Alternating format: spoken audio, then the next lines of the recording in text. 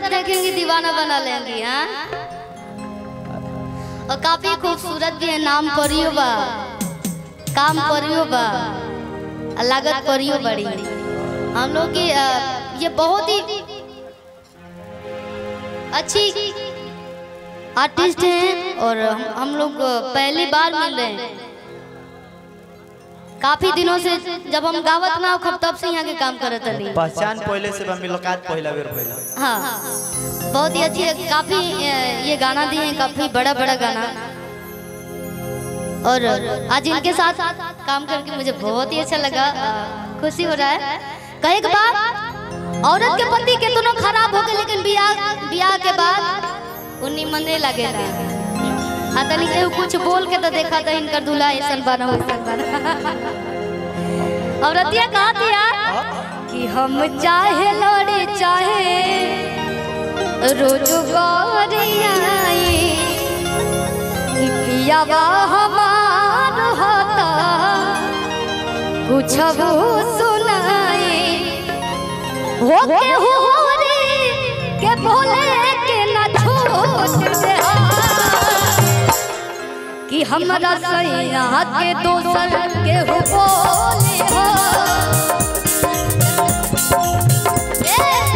कि हमरा सैया के दोसर के हो बोले हो तो वही लागे लोला के पूछ दे हमरा सैया के दोसर के हो बोले हो तो वही लागे लोला के पूछ दे हम चाहे लड़ी चाहे रोज करिया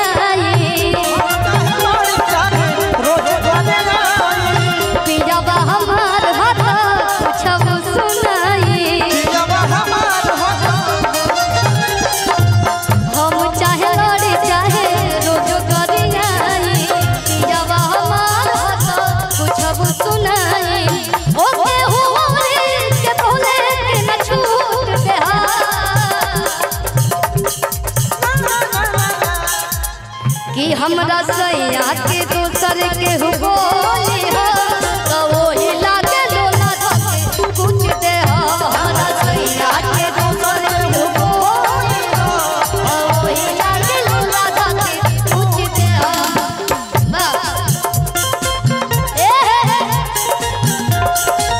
क्या बात है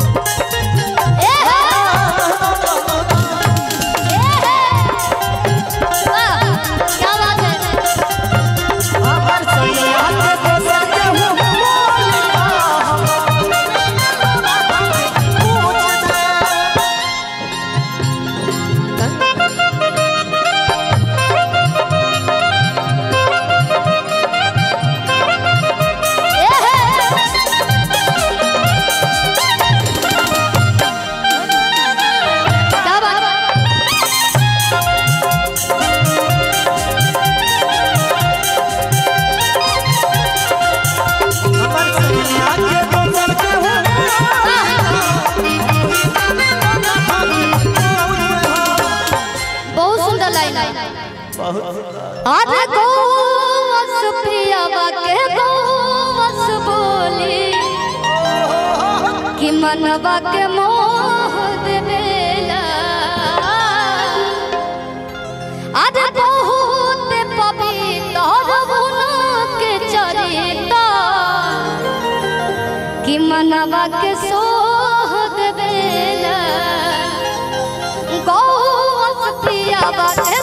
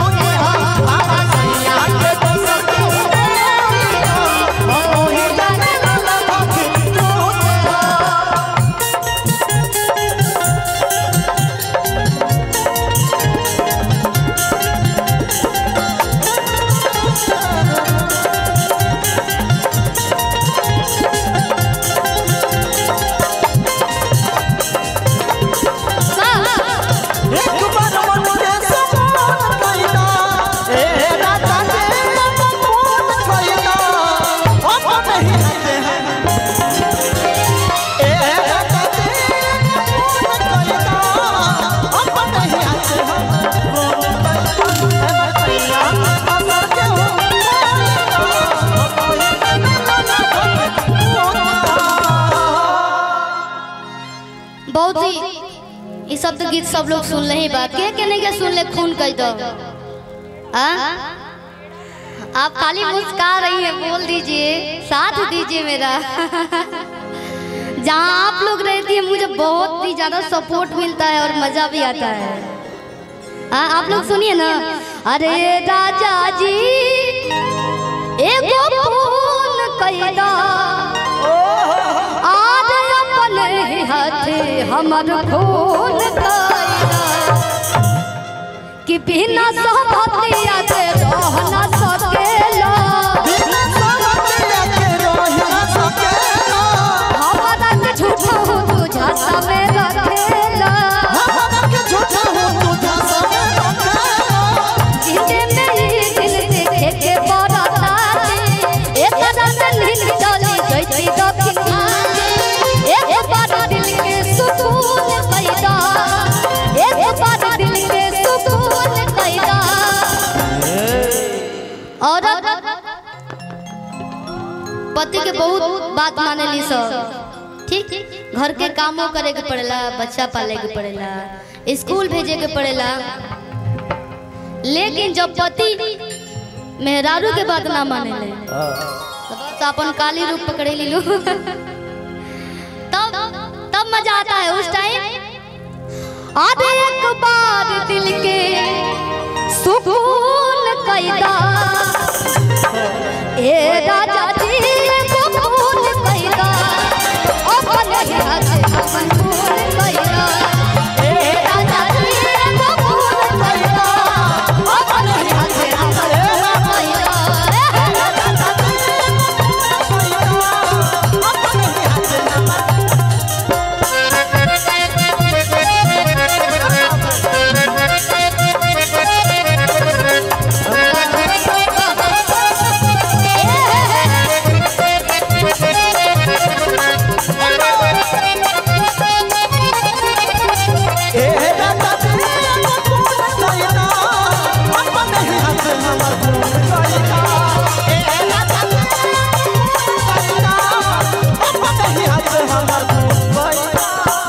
औरतिया कहती है अपन घर परिवार गांव नगर माई बाप सब छोड़ के रउआ खाती है ये कहा तरीके से कि है कर के रहे का बोलो काहे बियाह कइला हंस खेले वाला जिंदगिया तबाह कइला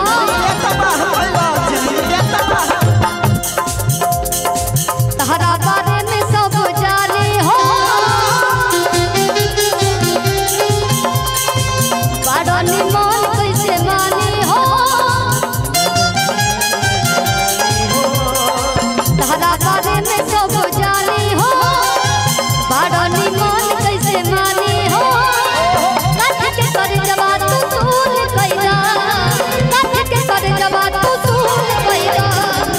अभिनंदन भाई। अरे राजा जी एगो खून कैदा कि राजा जी एगो खून कैदा अपने हाथ से हम खून कैदा